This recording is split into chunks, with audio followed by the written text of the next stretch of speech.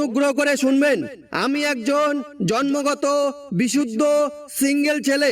মেয়ের পিছনে ঘুরতে ঘুরতে আমি নিজের বিয়ের বয়স পার করে ফেলেছি, তবুও একটা মেয়ে পটাতে পারিনি।